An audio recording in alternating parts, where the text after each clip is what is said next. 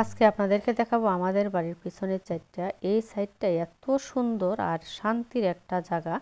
কেন বলছি আগে আপনারা দেখুন, তারপর আপনারা কমেন্ট করে আমাকে জানাবেন যে আসলে এই জায়গাটা কতটুকু সুন্দর। দুই পাশে কিন্তু ফিশারি, এই যে দেখুন ফিশারির পাড়ে কিন্তু এইভাবে নেট দিয়ে রেখেছে। এটার ভিতরে কিন্তু অনেক ধরনের সবজি লাগানো আছে।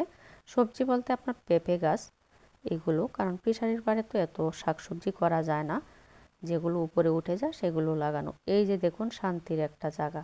গরমের দিনে যে কেউ এখানে এসে বসলে আপনার ঘুমিয়ে যাবে। বাতাস এত পরিমাণে থাকে, হাওরের বাতাস, যেহেতু এই জায়গাটা খোলামেলা সুন্দর একটা পরিবেশ, অনেকেই কিন্তু এখানে শুয়ে একদম ঘুমিয়ে পড়ে।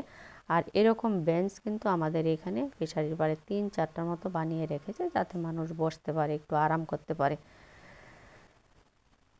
কত সুন্দর একটা পরিবেশ। যে কোনো মেহমানেই আমাদের বাড়িতে আসুক না কেন, আড্ডা কিন্তু ওই জায়গায় গিয়ে দেয়, কারণ একদম খোলামেলা সুন্দর একটা পরিবেশ। যাদের গ্রামে যাওয়ার সুযোগ আছে মাঝে মাঝে গ্রামে যাবেন, দেখবেন অনেক ভালো লাগে। তবে সব গ্রাম কিন্তু একই রকম সুন্দর না, আমাদের গ্রামটা একটু সত্যি অন্যরকম সুন্দর। আমাদের গ্রাম বলে বলছি সেটা না, আমাদের বাড়িতে যারা মেহমানরা আসে সবাই বলে যে আসলে আপনাদের বাড়ির পরিবেশটা অনেক সুন্দর।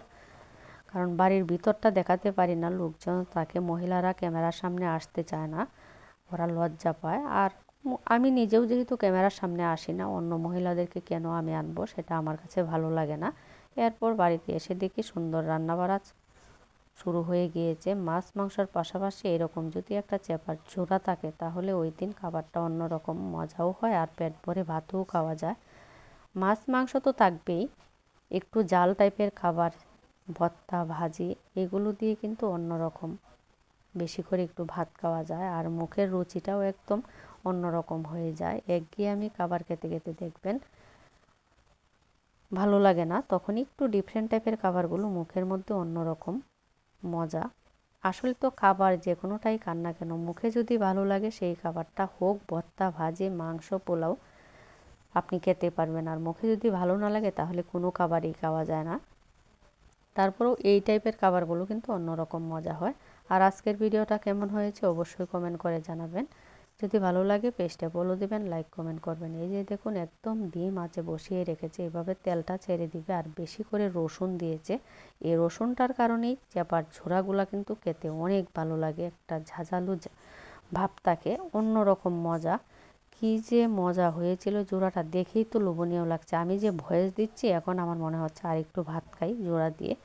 যদিও আমি ময়মনসিংহে এখন চলে এসেছি, খাওয়া সম্ভব না, কারণ এটা বাড়িতে রান্না করেছিল। এই টাইপের জোড়াগুলো কিন্তু আপনি যদি 15 দিনও ভেজে এভাবে বক্সে ভরে